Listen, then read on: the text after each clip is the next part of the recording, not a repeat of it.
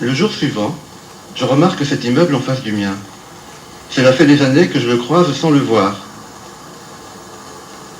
C'est parce que je décide de filmer que mes yeux le voient. Une idée fixe. Pour mon film, cette maison devient celle de mon enfance.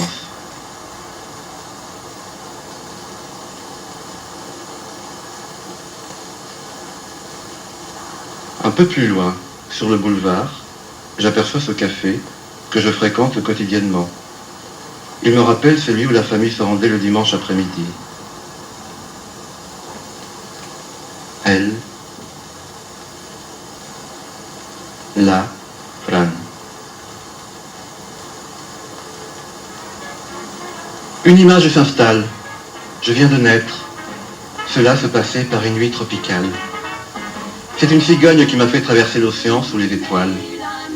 Mes parents venaient d'un pays enneigé et me faisaient naître dans une feuille de palmier au milieu d'une île. Trinidad. Je suis quelqu'un de la patrie du Calypso. En quelque sorte, comme mon père se plaisait parfois à le dire, un fils naturel de Rita Hayworth, un fils naturel de Gilda, un fils naturel d'une bombe atomique. J'esquissais mes premiers pas. Un matin, dans mon regard myope, visite d'un monsieur très élégant. Monsieur le diable.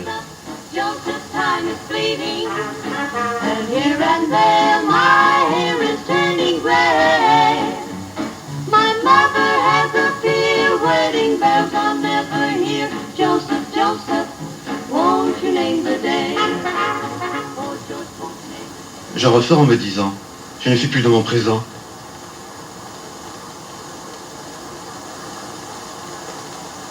J'avais 1 ou 2 ans.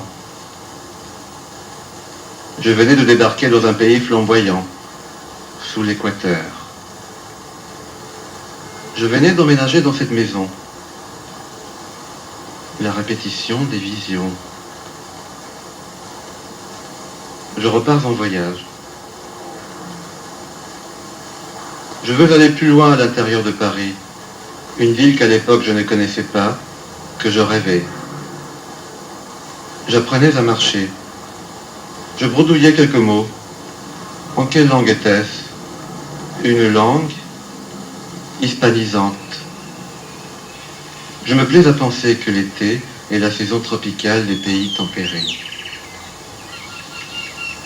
C'était un pays où il fait très chaud toute l'année, où il n'y a que 2 saisons, l'été et l'hiver. La saison sèche et la saison des pluies. Là-bas, la saison chaude s'appelle l'hiver. Ma mémoire se met à fonctionner pour de bon, dans son dédoublement.